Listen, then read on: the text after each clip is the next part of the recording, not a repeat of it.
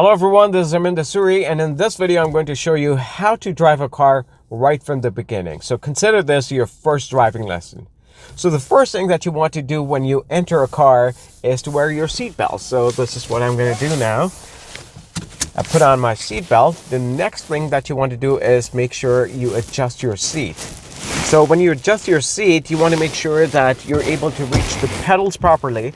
So about adjusting the seat, so there are some people who teach this way. So they want you to stretch out your arms, both your arms, and they want you to rest the bottom of your palm on the top of the steering wheel like this. So when you're stretching your arms out like this and the bottom is touching, so that's a good seating position. Well, you know, that works for some people, not everyone. So I would suggest you try something that worked for you. All that you want is that you should be able to, so for people who are short, they should be able to reach the pedals. So you can move this seat forward or backward depending on your height. And you want to make sure that you're able to reach the pedals. So I've taught some very short people, and so when they were not able to reach the pedals, so they got a cushion to put underneath the seat. That somehow helped them, so you can try that too. So when you're holding the steering wheel, you want to make sure that you hold it in the 9-3 position. So some people hold it like this. Some people teach 10-2.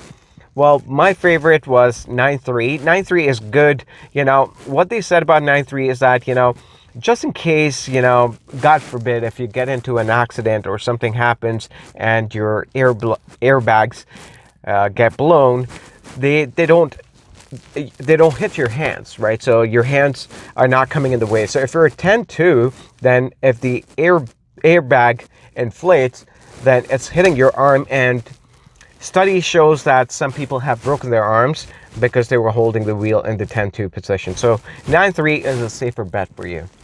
Now comes turning the car on. So you should know how to turn the car on. So you basically turn the key away from you, not towards you. It will be away from you. So you turn, the key was in this position, so I turned it away from me and I push it a little to the right and hold it there, and the car turns on.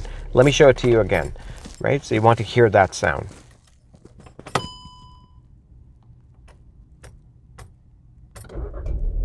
There you go. So you hear that sound of the engine. That tells you that the car is on. So you don't want to hold it on for too long. Sometimes new drivers, they would push it all the way to the right and they would hold it there and the car would go. So you don't want to do that, right? Because that can damage the engine. So that's the way it is. Now, after you've turned the car on, the next thing is you want to make sure that the handbrake is down. So, right, it's not on. So this is up. So this was up. I want to put it down. So to put it down, what you want to do is you lift up a little bit slightly and then press the button. See how free the button is now? A lot of people do this. So you don't want to hear that click sound. So you lift it up a little bit and then you press and you push it down like this. So when you have to apply the brake, you don't have to press the button. You put it up like this. So you want to hear that sound. And when you're putting it down, so you want to push up a little bit, press, and then push it down like this. And the next thing is the gear. So you want to know where to... Oh, by the way, you want to know about the pedals. There are 2 pedals in an automatic car. The one on the right-hand side... Oh my God, my shoe looks so dirty in the video.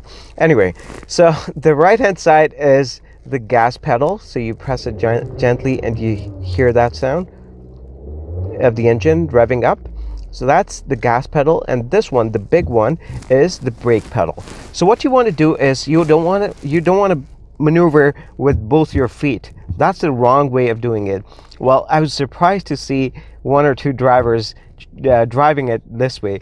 Probably they got into the habit of driving with 2 feet, but you want to drive with only 1 foot, and you want to pivot like this, right? So you want to keep it in the center, and you want to pivot between both the pedals, left and right, like this. So you want to switch between brake and the gas, because see, at one time you're only going to need to press one pedal. So you don't want both your feet. If you have both your feet on, then if you get nervous, right, you could end up pressing both of them, and then the car can suddenly stop or it can start to accelerate.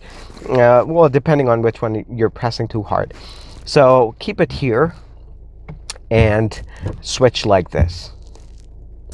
Now comes understanding the gear stick. So you see here, P means park, R means reverse, N means neutral, D means drive, and S stands for sports.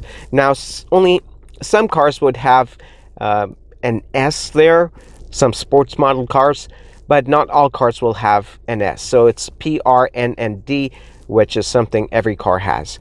Now, in order for you to switch gears, you have to press the brake. So you hold the brake like this, right? And then you see here, right? Now all gear sticks are different. Now some of them will have a button like this for you to move it back and forward, and if you don't press it, it won't go anywhere. So you have to press it, hold it like this, and you have to shift between the gears. So you still have the brake pressed on. So what I'm going to do now is I'm going to take my foot off the brake, and the car is going to start rolling. Now what I want to do is, if I want the car to move a little bit faster, now I haven't pressed the gas yet. So when I press the gas gently, see, this is what the car's going to do. It's going to move faster. So that's that about learning. So do you now see how easy it is to get the car rolling? You just have to press the gas when you want the car to go faster, and you have to press the brake when you want the car to slow down or stop. So that's a very easy thing to do in driving. So keep practicing what you've learned, and I'll come back and teach you how to turn. Turning is the most important thing in driving. Once you've mastered the turns, trust me, you've learned 70% of driving. So I'll see you again with a lesson on how to turn left and right. If you like this video, then do give me a thumbs up. Thank you for watching. I'll see you again.